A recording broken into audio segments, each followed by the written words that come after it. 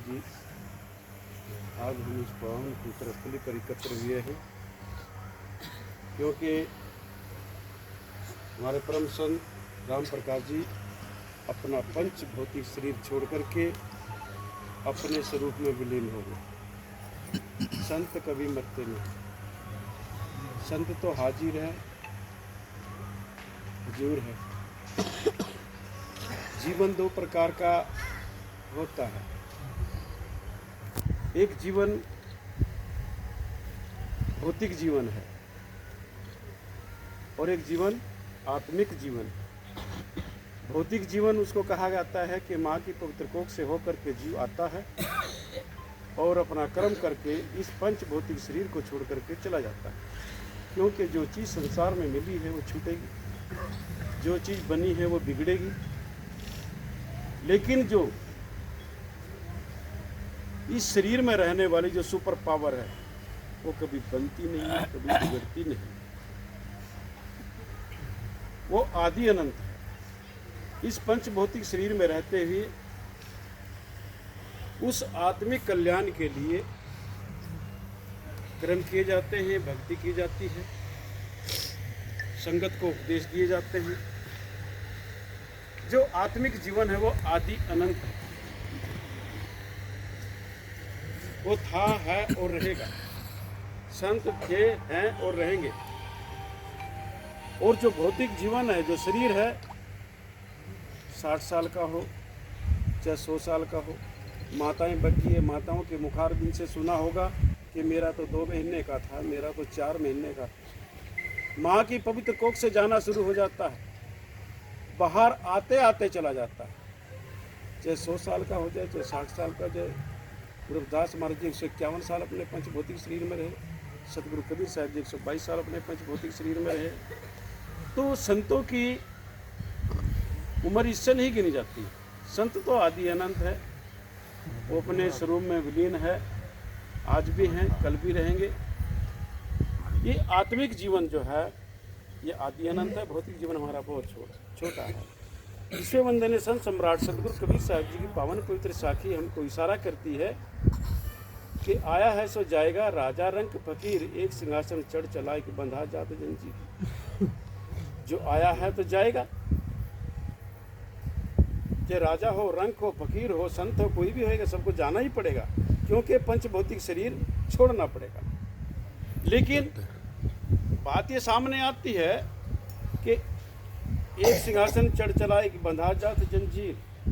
वो सिंहासन कौन से मटेरियल का बनता है जिस पर के चढ़कर जाया जाता है, और वो जंजीर कौन से मटेरियल की बनती है जिसमें बंध कर जाया जाता है।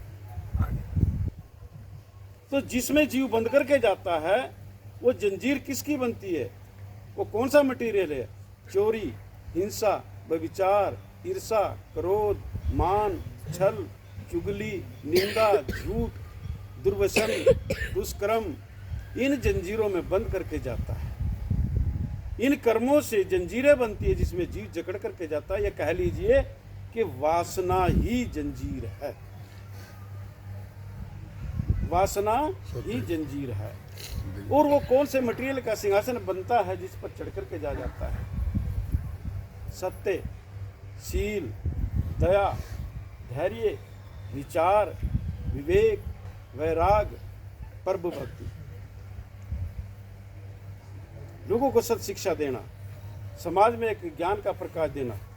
जैसे महाराज जी तो नाम से ही राम प्रकाश जी हैं, तो हम उनका दुख मनाएं कि खुशी मनाएं। सतगुरु कबीर साहब जी की साखी सामने लिखी हुई है। वो तो हंसते हंसते शरीर को छोड़ गए, और शरीर पे जो साधना तो सबको सहन करनी पड़ती है, संघर्ष तो सबको सहन करना पड़ता है। रथ को चतुर चलावन हारो, किन आंखें किन उभो राखो, नाही आन को सारो। जब रथ रहे सारथी थाके, तब को रथ चलावे, नांद बिंद सबे ही थाके, मन मंगल नहीं गावे। 5 तत् का ये रथ साजे, अर्धे उर्ध निवासा, चरण कमल लीला रहियो है, गुण गावे रविदास। रथ को चतुर चलावन हारो, ये पंच भौतिक शरीर, इसको रथ कहा गया है। 5 तत्वों से बना हुआ शरीर है। इसको चलाने वाला बड़ा चतुर है, बड़ा सूझवान है, बड़ा अकलमंद है। रास्ते में कहीं गड्ढा हो, कोई गंद पड़ा हो, तो अपना कि उसको टप जाएगा, लांग जाएगा उसको अपना, इतना सूझवान है। गिरता होगा, गिरता गिरता बच जाएगा। इसका मन करेगा ये रोएगा, इसका मन करेगा हंसेगा, इसका मन करेगा बैठेगा, इसका मन करेगा दौड़ेगा। इतना सूझवान है, इतना चतुर है। जगत गुरु सदगुरु दास महाराज जी यही फरमान करते हैं कि रथ को चतुर चलावन हारो, खिन हाके खिन उबोर आगो नहीं आन को सारो। किसी का हो का आसरा नहीं है। हम कहीं भी सड़क पे जंगल में अकेले जा रहे, कौन हमारा वहाँ सहारा है? लेकिन सहारा बीच में है। ये पंच तत्वों का जो शरीर है, जो पंच भौतिक शरीर है, इसमें ड्राइवर है। अगर ड्राइवर नहीं होगा तो कितना भी नया रथ हो, कितना भी नई गाड़ी हो, नहीं चलेगी। गाड़ी से रथवान अलग हो गया, यानी कि ड्राइवर अलग हो गया, गाड़ी कितनी भी नई हो, जो कि तू पड़ी रहे। तो पंच भौतिक शरीर कितना भी थोड़ी उम्र का ही क्यों ना होवे, उसके आँख, नाक, कान, मुंह, 10 इंद्रियां, 10 कर्म इंद्रियां, ज्ञान इंद्रियां, सब कुछ मौजूद है, लेकिन कोई कर्म नहीं हो सकता। क्यों नहीं हो सकता?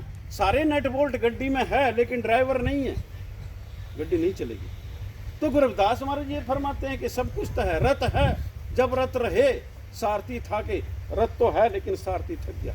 रथ तो मौजूद है लेकिन सारथी थक गया, ड्राइवर थक गया, वो इसको छोड़ गया, तब को रथ चलावे। फिर रथ को कौन चलाएगा? इस रथ को चलाने वाला फिर कौन है?